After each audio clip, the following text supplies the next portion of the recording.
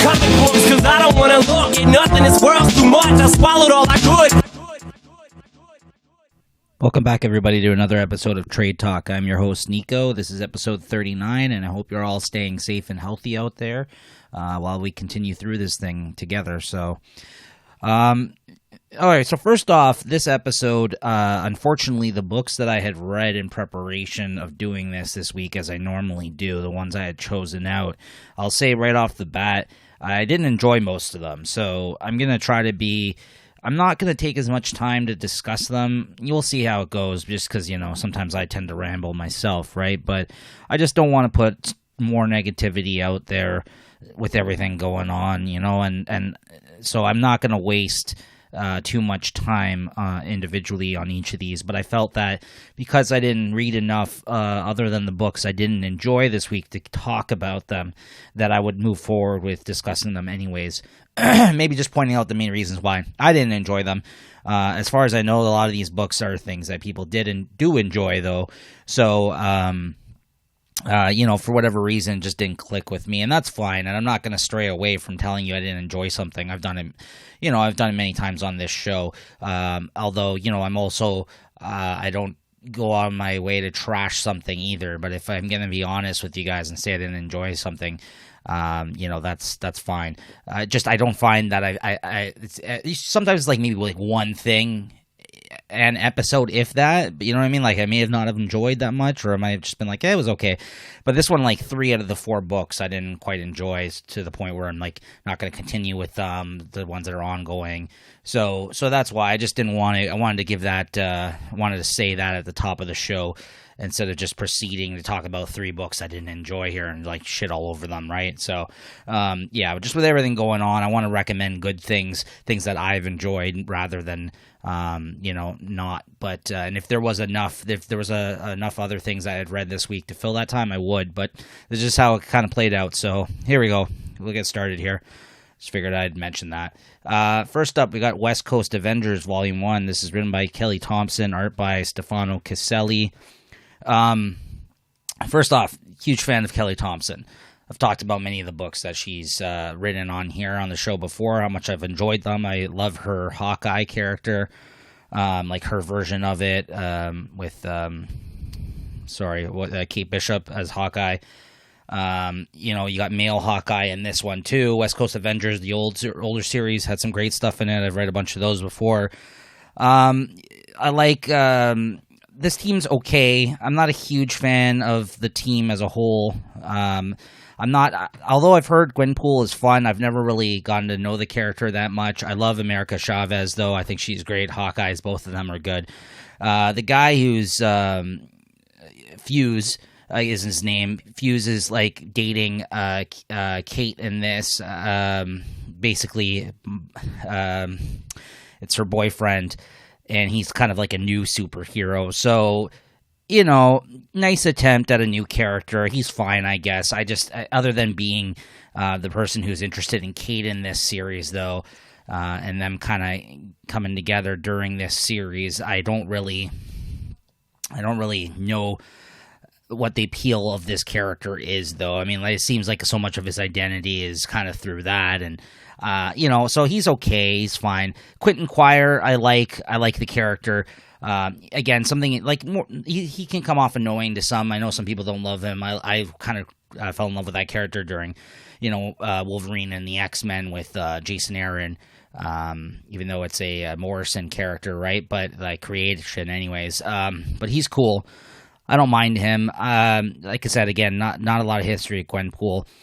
So I don't hate the team. It's just that I think these specific characters together, it doesn't. And I know the West Coast Avengers usually has been kind of more unconventional in the sense that it's like, you know what I mean? Like it was like the second Avengers group back in the day, and it kind of was mixed up with like a bunch of, like, you know, like Moon Knight was on the team at one point. So it was like, it was never like the conventional kind of like Avengers like that you would expect, right? So so in that sense, yeah, it's cool that they put a bunch of different type of characters together on a team, and individually, some of them I really enjoy, but I just don't feel it worked well for this. And I know Kelly Thompson, I really love her dialogue normally, and this was okay. I liked some of the back and forth, obviously, between Clint and Kate. That's always great. And the rest of the characters were fine, I think, but I don't know if it's maybe just I didn't feel like the team setting worked well for Kelly Thompson's writing or what. This volume, by the way, collected the first 4 issues and then had a Unbelievable Gwenpool #1 and a Young Avengers Presents #6. I think it's because they didn't know like how long the series was going to go. They only packaged the first 4 issues in this, and the second volume's like 5 to 10. I think it got canceled at 10. Apparently, by the time it got canceled, though, there was like it came up as like I heard an interview with Kelly Thompson where she was saying that it actually had kind of caught on, like people really enjoyed it. Maybe like one of those cult hit kind of things where after the fact they're like, oh no, like it's canceled. I actually really enjoyed this book, and I don't know, and here's the thing, and I don't want to paint myself as like some sort of like comics gator type fucking person and stuff. Like we know when they were just kind of pumping out books with like different younger characters, different ethnicities, different like sexual orientation, like, you know what I mean? Lots of new, younger versions of characters, and a lot of people were hating on it.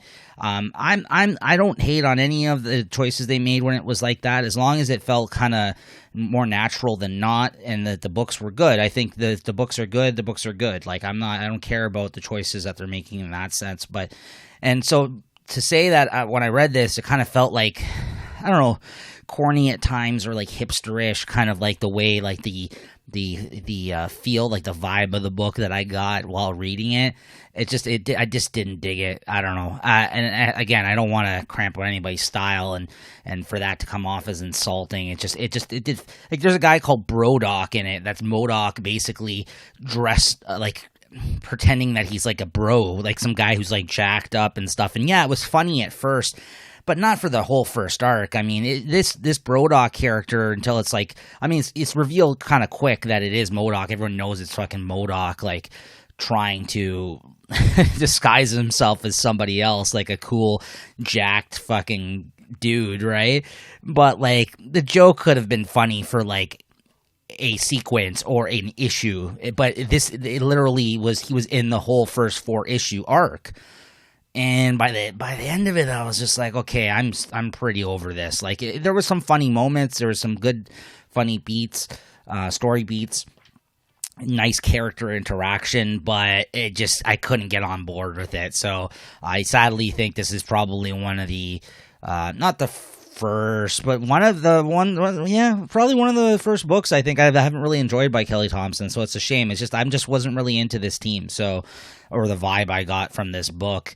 And the jokes. I mean, like I said, the Brodock thing was pretty terrible for me to kind of continue. I was like, and that's kind of where I came from with like the whole hipster fucking doofus, like kind of, you know what I mean? Like, like even if it's like coming from a place where they're trying to make fun of kind of stuff like that, like, I don't know, I just didn't like maybe hipster isn't even the right word. Like they are making fun of bros, like, you know what I mean? But like guys that are, you know, very, like, I don't know. It just was not for me. So, West Coast Avengers Volume 1. Stefano Caselli art was great, though. I like Stefano Caselli a lot. I thought that was on point throughout. I think he did a great job throughout this. Really like his art style. Yeah, just wasn't the vibe I was looking for in a superhero book. It's definitely different from what you would expect. Interesting group of characters that they've combined together. Does it necessarily work? I don't know. Didn't for me. But it was okay. I mean, just not for me. Next up, we got Excellence Volume 1. This is from Image Comics. This is written by Brandon Thomas, art by Carrie Randolph. Well, it's created by both of them. I think Carrie Randolph, it's also got creator, obviously, because it's a creator-owned thing. Like, yeah, they split the credit names on that. They're both listed as creators, but yeah, no, he's not the writer. I'm sure he traded story ideas though with Brandon Thomas, the writer, but he's credited only as the artist and creator on the Book of Excellence. So this was basically right off the bat. This is Volume 1 Image book. This is I love Kerry Randolph's art. I think he's really good, and I think he did some stuff for Kirkman with a Tech Jacket. That he did some stuff, yeah, like in the Invincible universe, he did some stuff, and something else that I've seen his art on. He's one of those guys I don't think that has like a definitive run on something, at least that I can recall, but like he's popped up in a lot of different places, and he's really good. I really like his art style. So this book, it kind of starts off with establishing all these rules and like the way things work in this magical world, where like I guess wizards are brought up from like an early age of like 5 or 6. They get like, you know, their wand, and we're following the main character, who his father is like one of like, do they call it like the 10 or the 7? It's basically like there's a bunch of like the well-respected,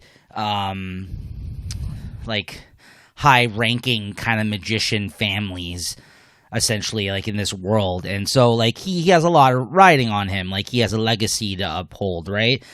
So, you know, it felt like a lot of stories we've seen before, this kind of setup. Like, you know, is a lot that is expected of him. It's a magical world that they live in. There's rules involved. There's world building to be had. But I just feel like they rushed into things way too quickly. Like, the pacing on this book and the flow of this book is what really killed it for me. If they kind of... It's like the stuff they were trying to go through in this one volume felt like you could have got like 2 volumes worth. And like I know there's a lot of decompression in comics, like storytelling and stuff like that, but like they're establishing rules for this world. Like I don't even feel that they touch on. Like there's things right here, like, even at the first page, where it's like the protection and defense of the undeserving is not allowed. Number 2, the creation of a magician's wand without permission is not allowed.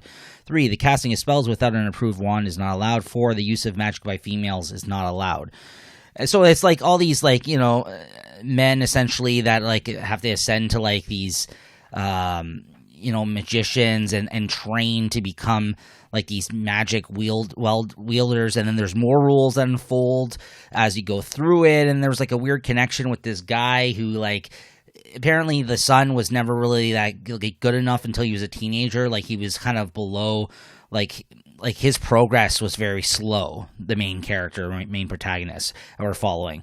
And his father obviously is ashamed of his son because of the fact, not obviously, but he's a dickhead. He's ashamed because they're like, they have like a lineage, you know what I mean? Like they're supposed to be like very good magic users, but he's not making the cut. So there's like another younger guy that's like a half brother almost, it's to him, that at least he claims to be throughout this, that who's way better, and he's impressing his father, and so he really just has it out for him the whole time. He just really doesn't like this dude, and you know, and he's kissing his father's ass, and you know, as you progress through the story, he makes some bad decisions that basically affects the future well-being of these characters moving forward. And he does become finally good at wielding magic at one point, but then by then everything's all fucked up, and it kind of just goes off the rails from there. And yeah, and like I said, there's a lot of stuff going on here. It's just, but the pacing I felt was just, it just wasn't good. And to be honest, like a lot of this magic stuff, it's good in small doses or mixed with a different theme, but this was too much for me personally. I'm sure there's a lot of people that like this book. I just couldn't get into it. And like I said, the art was fantastic throughout. Like I said, Kerry Randolph's art I love. And the writing wasn't bad. It's just I felt like the actual pacing and flow of the story and the development of this world, like the world building itself that was happening in this, before you even could establish one thing, they're moving on to the next thing, and they're trying to play these emotional beats with characters that you haven't really even spent that much time with. So I just feel that they're just trying to do way too much, way too soon in this series, and for me, it just made me not interested to continue. So that's Excellence Volume 1 through Image Comics. You know, it's worth taking a flip through just for the art, I would say, but you know, maybe try to read an issue or two and see if it's your thing, because I think very quickly you'll learn whether or not you're invested in this book.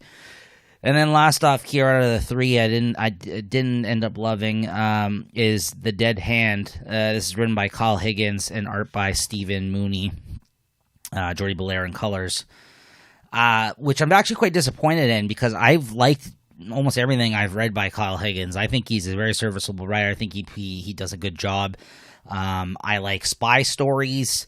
You know what I mean? I just did not like this. This just didn't click with me for whatever reason. Stephen Mooney did work on. I know him from Half Past Danger. I've seen his stuff on there.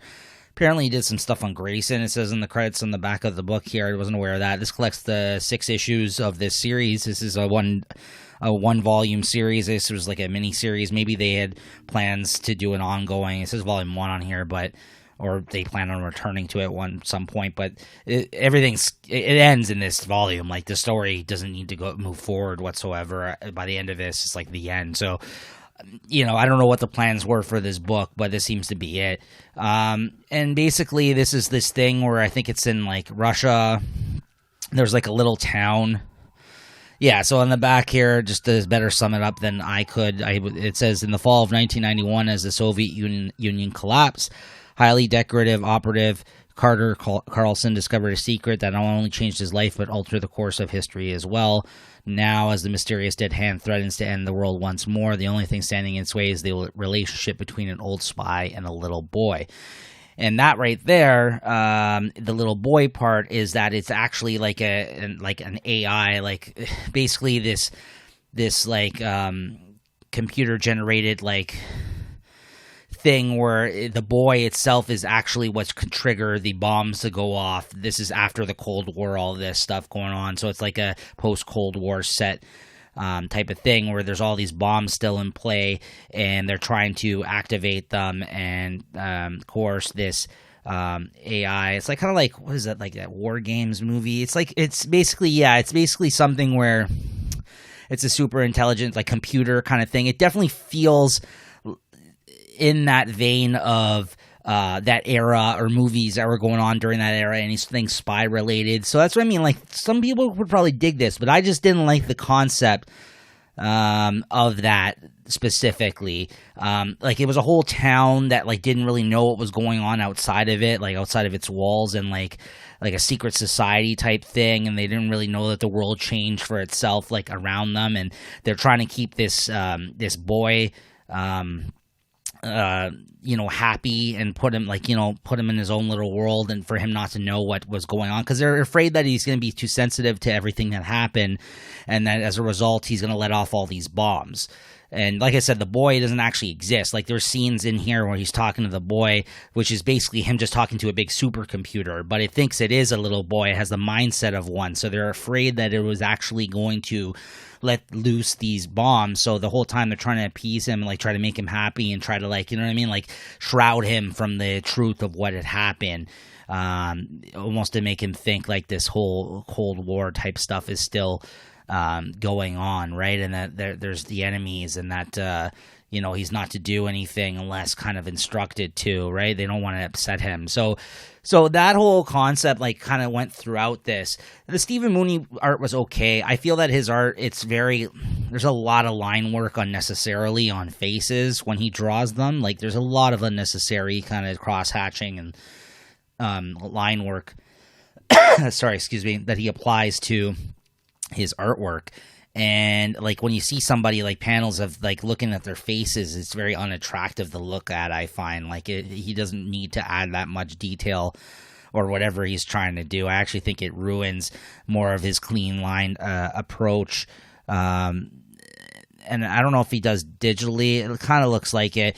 Like what he excels at, and like what you've seen, like what I've seen of like the Half Past Danger stuff, is he does these beautiful looking double page spreads, like these poster like images, scenes that he kind of busts out once or twice an issue.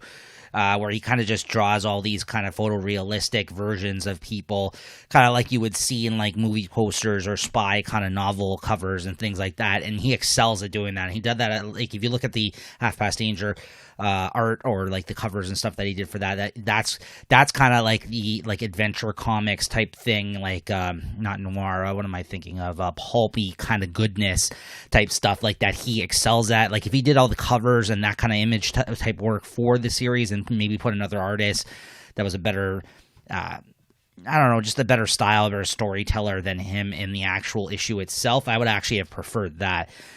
So while his art's not my favorite, it's okay. It has its moments, but overall, I didn't love that part about it either. So yeah, it was okay. It's funny because I think like a lot of the stuff in this I would dig. I just thought it was mediocre compared to some of Kyle Higgins' other work and compared to other spy story type stuff that I've read. Like Ed Brubaker would have done a lot better of a job with this. And you know, Kyle Higgins has done other kind of noir setting kind of like mystery books that I've really dug, right? And so this one just didn't click for me for whatever reason. Just didn't love the concept, and yeah. So that's The Dead Hand from Image Comics. And then lastly, one that I've actually heard mixed reviews on, but it was actually, and I was afraid I wasn't going to dig this either, but it was the one that I actually enjoyed the most out of everything here, and I would check out more if they actually end up coming out with, I don't know if there's been more issues that are uncollected in this, but this is Blackbird Vol.1, and this collects issues 1 to 6, written by Sam Humphries, art by Jen Bartel. Wow, just a fantastic looking art, first off. Jen Bartel, I say, if you're going to compare her art to somebody's, it's very easy to make the comparison to, I would say, Jamie McKelvey's from Wicked and the Divine. Like her art style, very much looks like the character work in that book. A lot of very good looking people, very nice clean line kind of artwork, good design sense, you know what I mean? Like good, like, body language, storytelling, everything about Jamie, like definitely in the school of Jamie McKelvey. There's a couple characters in here that look like characters even from The Wicked and the Divine. That's how much this kind of looks and reminded me of that. So if you dig Jamie McKelvey, if you dig the type of stuff that you see in Wicked and the Divine, I definitely think you'd be into at least the art aspect of this book, and maybe even some of the themes. Now, this is a book where, again, this is also something where, like, it's a world where magic exists, and this girl, the main character that we're following in this, had something tragic happen to her. Her name's Nina Rodriguez, and she lives in L.A., Los Angeles. When she was young, something bad happened to her, an occurrence where she basically, her mother got killed, and she had troubles kind of bouncing back from that personally in her social life and her life, like, and she's battling with the fact that she's, you know, she self-medicates, she does, you know, takes pills, drinks and all that, and basically, as you go on and she grows up after this occurrence had happened, some weird occurrence happened where there was an earthquake in LA, and then after that, her life kind of spiraled out of control from that. Her mother ended up getting killed in an accident during the earthquake, and from that moment on, she kind of had, she was living with her, you know, her sister was still alive there with her, and, you know, she had her self-doubts and stuff about the world, and she had the impression that magic really existed because of something that went down around that time. And she kept on believing that, like, there was magic hidden in LA, like there was actually a magic world, and that there's people that are, like, again, like magic users, mages and stuff like that. I know some of this theme-wise, it may have sounded like something I said for excellence, but it's much different. It's kind of a more grounded story where it's like, you know, we do live in the real world. It's not just all a magical world like Harry Potter, although, you know, there's the Muggle world there where there's humans and stuff like that. But this is... So I guess it is more like that in the sense that, and there is even like a magical world in this that they reveal. So yeah, I guess it's more like that, not where in the other book everything was like they're all aware that they live in this world of magic, right? So, but then as things go on, she finds out that she was not so wrong about what's happening in the world, in her world of LA, and that there is real magic, you know, behind the scenes, and that not everything is what it seemed in her life either. So let's just leave it at that. There's a lot of mystery and intrigue and beautiful artwork that this story is told in. It's not it's not a conventional storytelling. I think Sam Humphries is you know, telling the story in this one. It's very offbeat, very spontaneous, I would say, very experimental. Like at times, like it felt like, I wouldn't say I didn't understand what was going on, but the approach that he took in telling this story in these issues was just much different than anything I've read by him, and for other people for that matter. I just think it was a really interesting approach, the way he chose to tell the story, and the artwork is just beautiful looking artwork. So I think alone for the artwork, you should definitely check this out. But I actually found it quite entertaining, and I really dug it, and I'm looking to read more. And if you're a fan of things like Wicked and the Divine, like I said, not just for the art, but even maybe some of the themes in this, I would definitely suggest checking this out, because I really enjoyed it. And I got it. So the first volume is $16.99. I got it on sale. They had like an image sale for a lot of the volumes. But if you look reviews up of this, I feel it's quite.